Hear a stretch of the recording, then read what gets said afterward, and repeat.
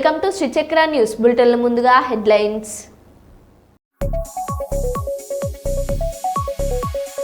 Municipality chairman పదవికి రాజీనామా చేసిన డాక్టర్ సుధీర్.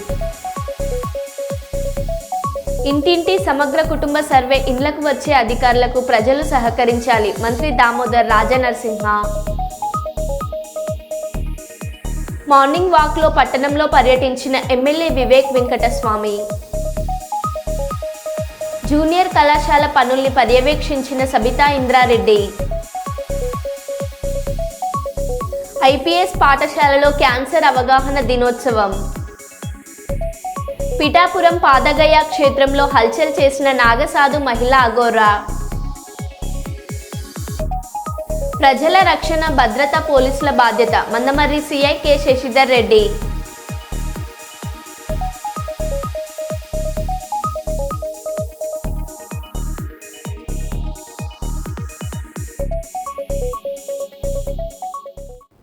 ఇక వివరాల్లోకి వెళ్తే, వైఎస్ఆర్సీపీ టీడీపీ కార్పొరేటర్ల మధ్య మాటల యుద్ధం.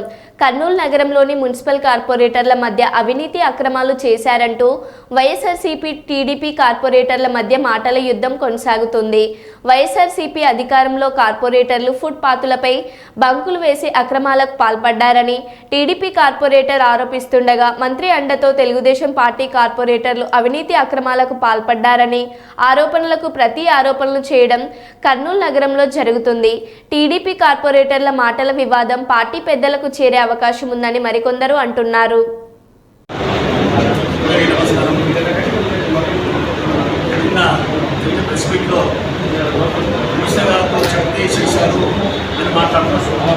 వాళ్ళకు ఏమంటే ఏం పని లేదు, వాళ్ళకు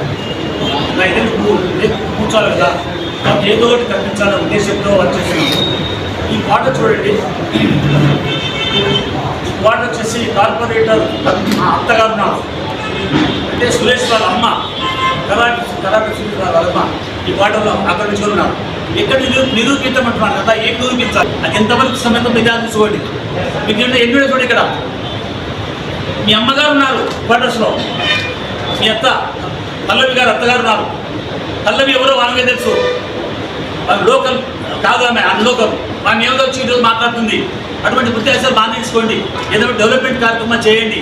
మంత్రి గారు చెప్తే వాళ్ళు ఇంటికి పోయినారట, కూతురాలు కొట్టారట. ఎందుకు ఇవ్వలేదు నాకు, కొట్టింది ఎవరు? సరే పోలీస్ కేసు పెట్టారు, పోలీస్ కేసు చూసుకుంటారులేండి. మీరు ఎందుకు పొద్దుగులో నిరూపిస్తామంటున్నారు? రండి, ఎక్కడ నిరూపిస్తారా? ఎక్కడ కూర్చుంటారు? రండి, మీరు నిరూపిస్తారు, మేము నిరూపిస్తాం. మేమేదానికన్నా రెడీ. మీరు ఏదో వచ్చి కొట్టొచ్చి కూర్చొని ఈరోజు 5 సంవత్సరాలు ఖాళీగా ఉన్నాం కదా, మనం ఏదో వాళ్ళ మీద నిందలేయాలనే ఉద్దేశంతో మీరుంటే అది కానే కాదు. అసలు మీకేమైనా బంకుల మీద కంప్లైంట్ వచ్చిందా? శ్రీరాములు ప్రజల మీద కంప్లైంట్ ఇచ్చారా? అదే ఎవరు ఇచ్చేది చెప్పండి. మన నాయకుల మీద హస్బెండ్ మీద అసత్య ఆరోపణలు చేయడం అనేది మేము తీవ్రంగా ఖండిస్తున్నాము. కర్నూలుని మంచి అభివృద్ధి పదంలో నడిపించడానికి మన గౌరవతంలో పరిశ్రమలు అయితే, మన రోడ్డు విస్తరణ అయితే, అనేక మంచి కార్యక్రమాలు తలపెట్టిన ఇటువంటి ఆరోపణలు చేయడం చాలా తప్పు. కార్పొరేటర్లు అయితే వైసీపీ వాళ్ళైతే ఎన్నెన్ని అక్రమాలకు పాల్పడ్డారో మా దగ్గర అన్ని ఆధారాలు ఉంది. కలెక్టర్ గారు కూడా అందజేస్తాము. ఇట్లాంటిగా పనులు మానుకొని అభివృద్ధి చేయడానికి ముందుండండి, కానీ ఇలాంటి గొడవలని ఐఏఎస్ ఆఫీసర్ కాదని జనాలు, కర్నూలు జనాలు నిన్ను నమ్మి నీకు పట్టం కట్టినారు. అయితే ఫ్యాక్షన్ గా ఉన్న కాన్స్టిట్యున్సీలని ఇప్పుడిప్పుడే సర్దుమందిగా అయ్యి చల్లగా ఉండి మామూలుగా యూత్ కార్యకర్తలు అందరూ రాజకీయాల్లోకి వచ్చి ముందుకు వస్తున్నారు. ఈ కొట్లాటలు, ఈ కార్యకర్తలు రెచ్చగొట్టి పంపించడం అంటే ఫ్యాక్షన్ జోన్ మళ్ళీ స్టార్ట్ చేపిస్తున్నావా? అయ్యా, నీకంటే ఒక మంచి పేరుంది, ఒక మంచి కంపెనీలు అనుకుంటున్నావు, మంచి గుడ్ విల్ ఉంది. ఈ కార్యకర్తలు, మీ కార్యకర్తలను చెప్పుకోవాలను తప్పు జరిగిందా లేదా? నువ్వే చెప్పినావు ఒక స్టేట్మెంట్లో, ఒక మంచి స్టేట్మెంట్ ఇచ్చావు నువ్వు గతంలో రీసెంట్గానే. నా పేరు చెప్పి ఎవరైనా కబ్జాలు చేసినా, నా పేరు వాడుకొని ఉద్యోగాలను డబ్బులు తీసుకున్నా వాళ్ళ మీద కంప్లైంట్ చేయండి అని రైట్ హ్యాండ్గా ఇచ్చినావు. సంతోషపడుతున్నాం మేమందరం, మేము కార్పొరేటర్లు కూడా సంతోషపడినాం. ఇదే మళ్ళీ కార్యకర్తలను రెచ్చగొట్టి మీ కార్యకర్తలను పిలుచుకున్నారు. కరెక్ట్ ఉందా, రాంగ్ ఉందా? తల్లి తర్వాత తల్లి మీద చేసుకుంటే వాళ్ళని మళ్ళీ మీరు సమర్థిస్తారా? మీరు ఆలోచించుకోండి సార్. మా మా మా సైడ్ ఉన్న లీడర్లంతా ఫ్యాక్షన్ అన్ని వద్దనుకొని, ఫ్యాక్షన్ కుటుంబాలు తరతరాల కుటుంబాలు.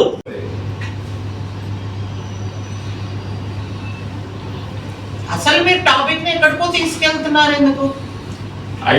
మేము కూడా రూలింగ్ చేసినాం 5 years. వీళ్ళు రావడమే నాలుగు నుంచి అన్ని గొడవలు, అలిగేషన్స్. ఎక్కడ మేము మా టీం, మేము కానీ మా కార్యకర్తలు కానీ గొడవలు కానీ ఇట్లాంటి అలిగేషన్స్ అయితే ఎక్కడ లేవు. మా నాయకుల పేర్లు చెప్పి, మా మంత్రుల పేరు చెప్పి, మా ఎమ్మెల్యేల పేరు చెప్పి మేము ఎక్కడ డామినేషన్ చేయలేదు, ఎక్కడ షాప్ వేసుకోలేదు. మేము 5 సంవత్సరాల నుంచి అధికారులు కూడా ఎక్కడ రిక్వెస్ట్ చేసుకున్నాం. అధికారులు కూడా మా మెయిన్ రూలింగ్ ఉన్నప్పుడు వాటిలో దౌర్జన్యాలు పెద్ద మనిషి ఉండి అందరికి సర్ది చెప్పాలి కానీ అలిగేషన్స్ క్రియేట్ చేస్తే ఎట్లా? నీ సొంత తమ్ముడు మహిళను కొడితే ఏం చెప్తున్నావు నువ్వు?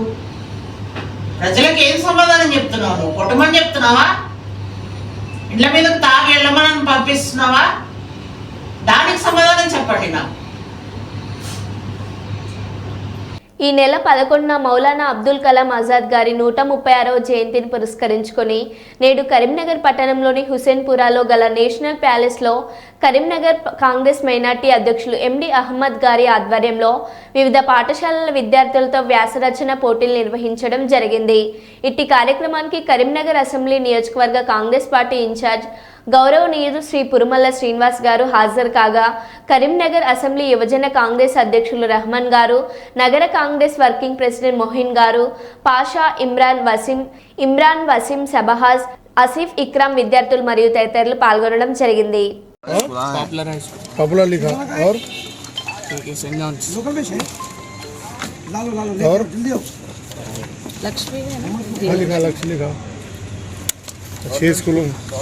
అందరికీ మొదటగా నమస్కారాలు.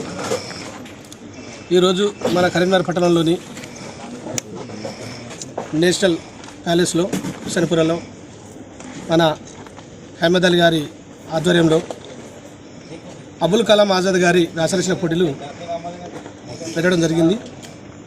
అదేవిధంగా ఈ వ్యాసరచన పోటీలో మేము ఊహించిన దానికన్నా పిల్లలు అతి ఎక్కువ 300 పైచిలకు పిల్లలు వచ్చి ఇక్కడ అమ్మాయిలు అబ్బాయిలు ఆ పరీక్షలో అందరు హాజరవ్వడం జరిగింది. ఈ పరీక్షలో అంటే ఎవరికి కానీ అబుల్ కలాం ఆజాద్ గురించి కానీ, పెద్దల గురించి కానీ, ప్రముఖుల గురించి కానీ ఎవరేంటిదని అంటే వాళ్ళకు ఒక ఆలోచన ఇప్పుడు ఉన్న అధికార పార్టీ అయిన కాంగ్రెస్ ప్రభుత్వం చేయడానికి సిద్ధంగా ఉంటుంది. చదువుకునే పిల్లలకు అత్యున్నత సేవలు అందించి వాళ్ళు రేపటి భావిభారత పౌరులుగా ఎదగడానికి, వాళ్ళ భవిష్యత్తును తీర్చిదిద్దడానికి ఈ కాంగ్రెస్ ప్రభుత్వం వాళ్ళకి వెన్నంటే ఉంటుంది. ఇందులో భాగంగా మా అహ్మద్ అలీ గారు ఈరోజు ఇంత మంచి కార్యక్రమం ఏర్పడేసి ఈ కార్యక్రమంలో ఇటువంటి పిల్లలకు మెదడుకు పదురు అనే విధంగా వాళ్ళకు ఆరోగ్యానికి ఆలోచన కల్పించేందుకు వారికి ప్రత్యేకంగా అభినందనలు. దాంతో పాటుగా ఇక్కడ మన కరీంనగర్ పట్టణ ప్రముఖ శ్రేణులు, కాంగ్రెస్ పార్టీ వివిధ హోదాల్లో పనిచేస్తున్న వ్యక్తులు, ఎన్ఎస్యూ అయితేంది, మరి యూత్ కాంగ్రెస్ అయితేంది, అదేవిధంగా పెద్దలు మోసిన్ గారు, అదేవిధంగా ఇక్కడ రైనా మేడం గారు, అదేవిధంగా ప్రముఖులు అందరూ హాజరైనందుకు, ఈ కార్యక్రమాన్ని విజయవంతం చేసేందుకు అందరికీ పేరు పైన ధన్యవాదాలు తెలియజేసుకుంటూ అహ్మద్ గారికి మరొక్కసారి ప్రత్యేక ధన్యవాదాలు తెలియజేస్తున్నా. రాబోయే రోజులకు ఇటువంటి కూడా కార్యక్రమం ఇంకెన్నో ఆయన పెట్టి 10 మందికి ఉపయోగపడే విధంగా ప్రజలకు మరియు విద్యార్థులకు సహకారం. जैसे 3 दिन पहले हम प्रेस मीट करके इतला की थी कि Asia writing competition Maulana Abul Kalam Azad के 136 बर्थ एनिवर्सरी को मनाने के वास्ते 11 नवंबर के दिन उनका बर्थ एनिवर्सरी है. इसने पहले अपन एशिया राइटिंग कंपटीशन 7 नवंबर के दिन रख के 11 नवंबर के दिन प्राइजेस देंगे बोल के वो हिसाब से आज नेशनल फंक्शन पैलेस में एशिया राइटिंग कंपटीशन रखा गया है. इसमें बहुत ज़्यादा से ज़्यादा बच्चे आके इसको कामयाब बनाए और हमें बहुत खुशी है कि प्रोग्राम बहुत कामयाब हुआ. और इस प्राइजेस जनाब पूनम प्रभाकर साहब बीसी वेलफेयर मिनिस्टर साहब के हाथों जरिए ये देंगे. और फर्स्ट प्राइज़ 5,000, सेकंड प्राइज़ 3,000 और थर्ड प्राइज़ 2,000 के हिसाब से देंगे. मेरा नाम मोहम्मद अहमद अली, सिटी माइनॉरिटी से कांग्रेस करीमनगर. తెలుగు बोलो. ఈరోజు 7వ తారీఖు నేషనల్ ప్యాలెస్లో మైనార్టీ సెల్ అధ్యక్షులు మొహమ్మద్ అహ్మద్ అలీ గారి ఆధ్వర్యంలో అంటే మౌలానా అబుల్ కలాం ఆజాద్ గారు first education minister of India. తను పొలిటికల్గా దూరంగా ఉండి ప్రజలకు సేవ చేశారు. కాబట్టి ఈరోజు ఆయనని గుర్తించుకొని మా మైనార్టీ సెల్ అధ్యక్షులు వారు ఒక మంచి కార్యక్రమం తీసుకున్నారు. ఇక్కడ మనం ఈ ఎస్ఏ రైటింగ్ కాంపిటీషన్లో దాదాపు 160 మంది అమ్మాయిలు మరియు 140 మంది అబ్బాయిలు పాల్గొనడం జరిగింది. ఇక్కడ చూస్తే మనకు గుర్తొస్తుంది, మన స్కూల్ టైం మనకు గుర్తొస్తుంది. ఇక్కడ చూస్తే వాళ్ళని నేను అహ్మద్కి ధన్యవాదాలు చెప్తున్నా. ఫస్ట్ ప్రైజ్ గెలిచిన వాళ్లకు 5,000 రూపాయలతో పాటు సర్టిఫికేట్ మరియు రెండో బహుమతిగా 3,000 రూపాయల సర్టిఫికేట్, మూడో బహుమతిగా 2,000 రూపాయల సర్టిఫికేట్. ఇందులో పార్టిసిపేట్ అయిన ప్రతి ఒక్క విద్యార్థికి గుర్తింపు వాళ్ళకు అప్రిషియేట్ చేయడానికి మా మైనార్టీ సెల్ అధ్యక్షుల వారు వాళ్ళ తరఫు నుంచి మంత్రి గారి చేతి మీదుగా వాళ్ళకు ఒక సర్టిఫికేట్ కూడా ఇవ్వడం జరుగుతుంది. ఈ కార్యక్రమంలో మాతో పాటు పాల్గొన్న మా city Congress working president Mohsin bhai కానీ, మా మహిళా కాంగ్రెస్ రెహానా బాజీ కానీ, ఇక్రమ్ సికందర్ కానీ, పాషాభాయ్ కానీ, మా ఇమ్రాన్ భాయ్ కానీ, రియాజ్ భాయ్ కానీ, ఇంకా ఆసిఫ్ కానీ, ఎవరెవరో మా అల్లుడు కూడా పాల్గొనడం జరిగింది. ప్రతి ఒక్కరికి మేము ధన్యవాదాలు చెప్తున్నాం. ముఖ్యంగా ఈ గుంటూరు నగరంలో లక్ష్మీనగర్ దగ్గర 79వ సచివాలయం అడ్మిన్ గాని సచివాలయం సిబ్బంది 11 గంటలకు గాని ఎవరూ రాలేదు. ప్రజలు వచ్చి ఏ సమస్యలకు వచ్చిన సచివాలయం సిబ్బంది పట్టించుకోవడం లేదు.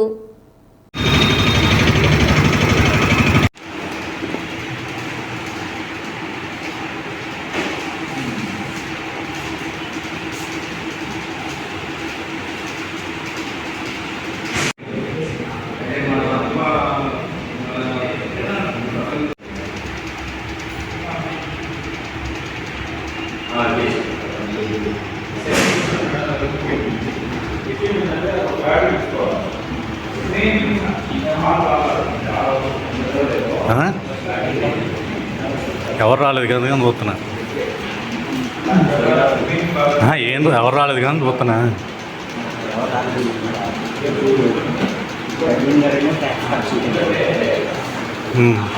రావాలి కదా కనీసం.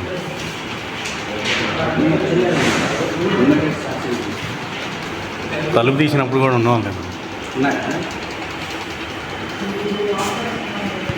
మొన్నటి దాకా తెలంగాణలో 2 రోజుల క్రితం ఉత్తరాంధ్రలో పర్యటించిన నాగసాధు అఘోరి అకస్మాత్తుగా పిఠాపురంలో ప్రత్యక్షమైంది.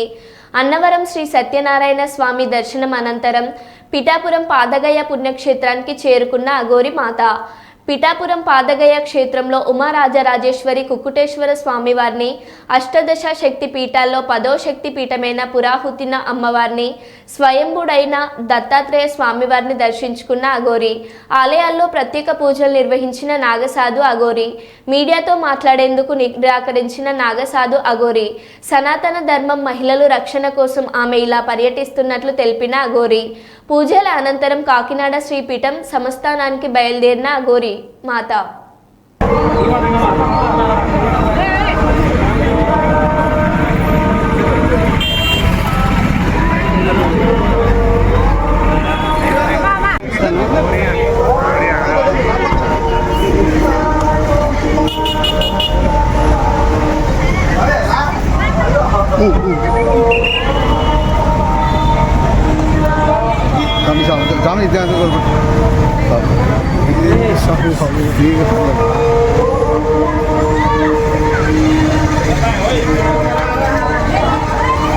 కెమెరా ఆన్ చేసి స్వామి.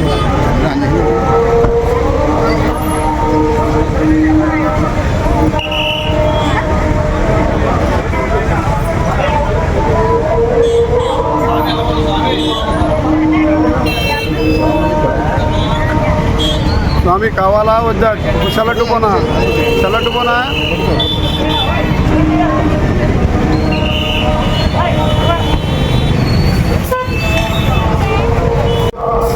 మేడం నమస్తే.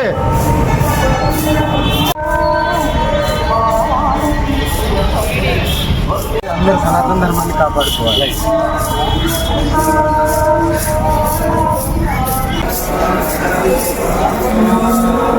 మేడం తమ పర్యటన లోక సుభిక్షం కోసమా?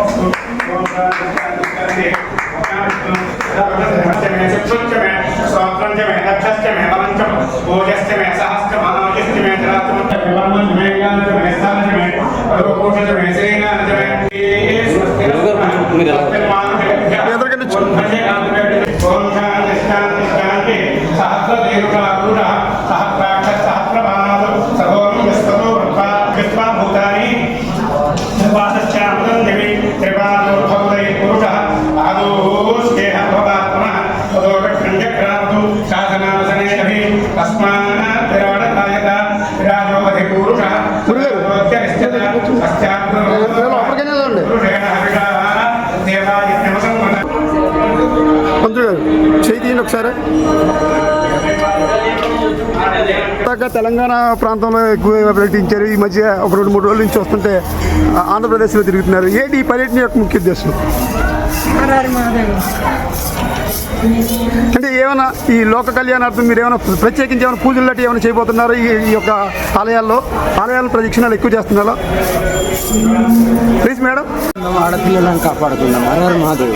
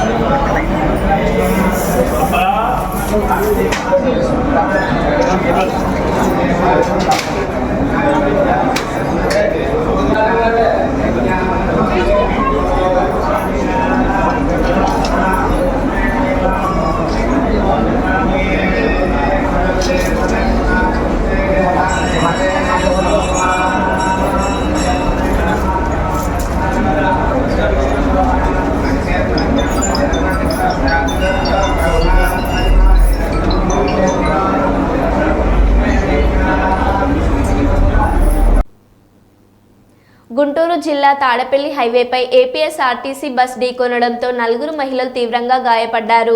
అటుగా వెళ్తున్న బీసీ వెల్ఫేర్ మంత్రి సబితా తన సొంత కాన్వాయ్లో క్షత్రగాత్రులను హాస్పిటల్కి తరలించారు. గాయపడిన వారిని తరలించేందుకు తన వాహనాలు వెళ్లడంతో మంత్రి నడుచుకుంటూ సమీపంలోని తన ఇంటికి వెళ్లారు.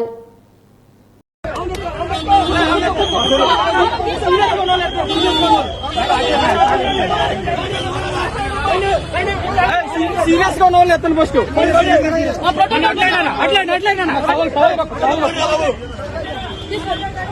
సీరియస్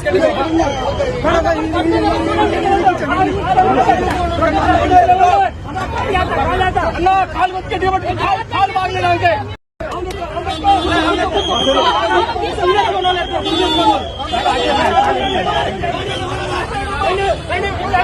సీరియస్ గా ఉన్న వాళ్ళు ఎత్తను ఫస్ట్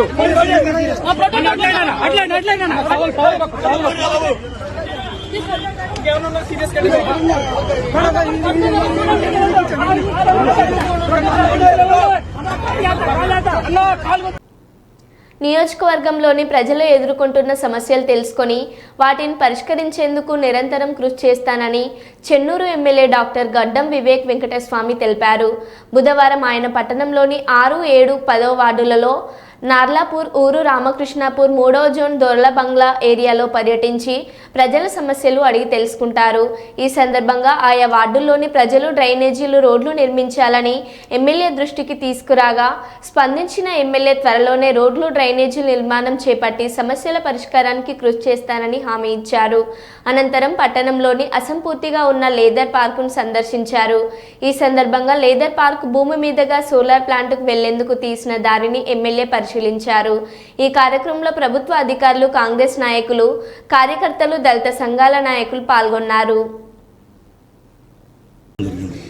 మొన్న అసెంబ్లీ ఎలక్షన్స్లో కూడా నేను వచ్చి వాళ్ళకు మాట ఇచ్చిన, నేను మీ లెదర్ పార్క్ ఎట్లా ఫంక్షన్ చేయాలి, ఎట్లా మళ్ళా తెరవాలని చెప్పి ఈ అంశం పైన వాళ్ళందరికీ మాట కూడా ఇవ్వడం జరిగింది. నేను డిఎంఎఫ్టి ఫండ్స్ నుంచి 20 లక్షల రూపాయలు ఈ లెదర్ పార్క్కి కూడా ప్రపోజ్ కానీ అంతేకాదు మొత్తం రాష్ట్ర వ్యాప్తంగా లెడ్ క్యాప్ కార్పొరేషన్ రీఓపెన్ చేయాలని చెప్పి మొన్న ముఖ్యమంత్రి రేవంత్ రెడ్డి గారికి కూడా ఈ అంశం పైన చర్చించడం జరిగింది. వారు కూడా అనుకూలంగా లేదు ఏదో ఒకటి చేద్దాము, ఇవన్నీ కూడా ఈ కులగణన ఇవన్నీ ఈ ఇష్యూస్ అయిన తర్వాత మనం లెడ్ క్యాప్ కార్పొరేషన్ మీద కూర్చొని, ఎందుకంటే లెడ్ క్యాప్ కార్పొరేషన్ నాకు మంచిగా గుర్తుంది. కాకా వెంకటస్వామి గారు మంత్రిగా ఉన్నప్పుడు అప్పుడు 1980లో అప్పుడు ఒక లెడ్ క్యాప్ కార్పొరేషన్ స్థాపించడం జరిగింది ఉద్యోగాలు కల్పించడానికి. అంటే చాలా విలువైన భూములు లెడ్ క్యాప్ కార్పొరేషన్కి ఉన్నాయి. దాన్ని మంచిగా వినియోగించుకొని ఇక్కడ ఏదో ఒక సంస్థ స్థాపించి ఇక్కడ ఉద్యోగాలు కల్పించడానికి ప్రయత్నం చేస్తాం. ఫ్లాగ్ ఇది ఒకటి. What about this flag? లోపల అటు సైడ్ ఉంటుంది, ఎట్ సైడ్ అటు ఉంటుంది, అటు సైడ్ ఉంటుంది. ఓకే, ఇయర్ టు ఇయర్ ఇదంతా లెదర్ పార్క్లో వస్తుందా? లేదు సార్, ఈ పింక్ కలర్ మాత్రమే ఇది. హెచ్ఎఫ్ నాలుగు సార్. ఇక్కడ కూడా జెండా ఉంది సార్.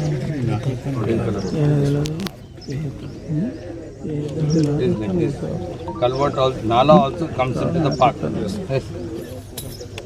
మధ్యలోకి వెళ్ళిపోతుంది. సరే, నా what I suggest, like you can easily do this big road put. ఇదేంటి ఇది? ఇప్పుడు మనం ఇక్కడ బరీ లోలైంగ్ ఆయన పెట్టుకుంటుంది emotional issue. Singer dozen work sir. So you take the road like 5 ఎకరాలు వచ్చి మీరు ఇది భిన్నమైనది తెచ్చి సార్ మీరు మధ్యలో జెండా వాచారు అక్రమంగాని మాకు బాధ అనిపించదా సార్? అప్పుడు ఇచ్చినప్పుడు ఉన్నాం మేము. ఇప్పుడు వాళ్ళ మ్యాప్ ఇది, మీ మ్యాప్ తీసుకురండి సార్. నేను ఎందుకు తేడా ఉంటే జాయింట్ సర్వే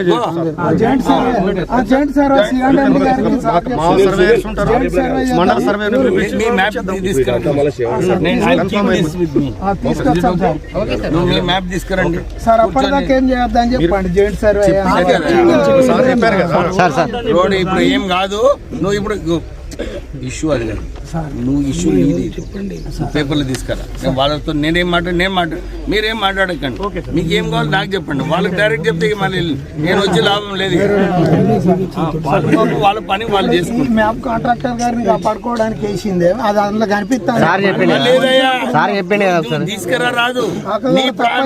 అరే విజయ్ కుమార్, నీ మ్యాప్ ప్రకారంగానే మొదలు మ్యాప్ తీసుకురండి. 5 ఏళ్లలో పోలీస్ వ్యవస్థలో కొన్ని తప్పులు జరిగాయి, ఒప్పుకుంటున్నాం. తప్పులను సరిదిద్దడంపై దృష్టి పెట్టాం. 2017లో తెచ్చిన ఫింగర్ ప్రింట్ ఐడెంటిఫికేషన్ టెక్నాలజీని గత 5 ఏళ్లలో ఎందుకు వాడకుండా పక్కన పడేశారో అర్థం కావటం లేదు. గతంలో ఓ పార్టీ ఆఫీస్పై దాడి జరిగిన పోలీసులు బాధ్యతగా వ్యవహరించలేదు. భావన ప్రకటన స్వేచ్ఛ వల్ల దాడి జరిగిందని పోలీసులు రాసుకున్నారు. ఒక పార్టీ ఆఫీస్పై దాడి జరిగితే ఒకరిని కూడా అరెస్ట్ చేయలేదు. ఒక ఎంపీని తీసుకెళ్లి కొట్టేశారు. 3 ఏళ్ల తర్వాత చర్యలు ఏంటని ప్రశ్నించడం సరికాదు. తప్పు జరిగితే 30 ఏళ్ల తర్వాత అయినా చర్యలు తీసుకోవచ్చు. న్యాయం చేసేందుకు చట్టాలు, కోర్టులు ఉన్నది. డీజీపీ ద్వారక తిరుమలరావు. ఈ వేలిముద్రలు పట్టుకోవడం ద్వారా నేరస్తులు పట్టుకునే అవకాశం ఉండకూడదని చేశారా మాకు తెలియదు. ఏది అయినప్పటికీ దాన్ని మళ్ళీ మేము అప్ చేసాం, ఆ సిస్టమ్ మళ్ళీ తెచ్చాం. ఆ విధంగా ప్రతి ఒక్కటి అంటే నాకు కావాలని సిస్టమ్ గురించి మాట్లాడాలి, కేసుల గురించి కూడా చెప్పగలను. ఒకనొక ఆఫీస్ మీద, పార్టీ ఆఫీస్ మీద అటాక్ జరిగితే ఆయన ఊరు భావ ప్రకటన స్వేచ్ఛ ప్రకారం మాట్లాడారు కాబట్టి పార్టీ ఆఫీస్ అటాక్ జరిగిందని చెప్పి సీడీలు ఆ విధంగా పోలీసులు రాసుకుంటే అది ఎలా కరెక్ట్ అవుతుంది? ఇందాక ఆయన అన్నారు దాడి జరిగితే దాడిని బట్టి సెక్షన్ ఉంటుంది.